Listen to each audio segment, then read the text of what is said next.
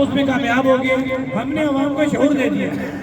میں یہ اکثر کہتا ہوں کہ شوکت عمر میر کو مائنس کر دو کہ تحریک نہیں رکے گی. میں دعوے سے یہ بات کرتا ہوں. بہت بار کیا بندہ مر سکتا ہے, بندہ بے ایمان ہو سکتا ہے, لیکن میں اوپنلی یہ بات کہتا ہوں یہ تحریک عام بندے کے ہاتھ میں ہے. اس کا سودا کوئی نہیں کر سکتا. یہ میری بات آپ یاد رکھیں. اور دوسری بات, جس دن ہم میں سے کسی بھی شخص نے اس کے ساتھ غداری کی وہ دنیا میں بھی ذلیل ہوگا, وہ آخرت میں بھی رسوا ہوگا. یہ میرا ایمان ہے, کیونکہ ہم ایک غریب کے احساسات کو لے کے چل رہے ہیں.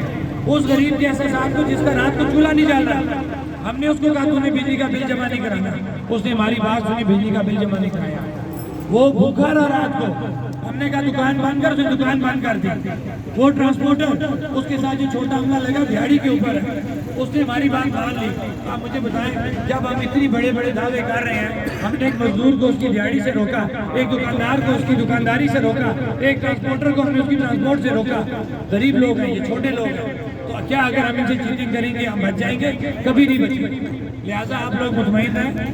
الحمدللہ جو لوگ اس کے اندر شامل ہیں, کوئی بکنے والا نہیں ہے, کوئی بھی نہیں بکے گا. یہ میرا ایمان ہے.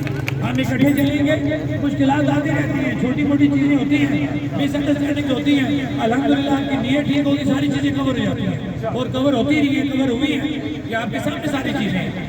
لہٰذا ہمیں بالکل نیک نیت ہو کے چلنا ہے, اور انشاءاللہ ہم کامیاب ہوں گے. اور میں یہ کہتا ہوں کہ ٹھیک ہے, آپ 100% کامیابی جو ہے نا منہ مانگی موت بھی نہیں ملتی.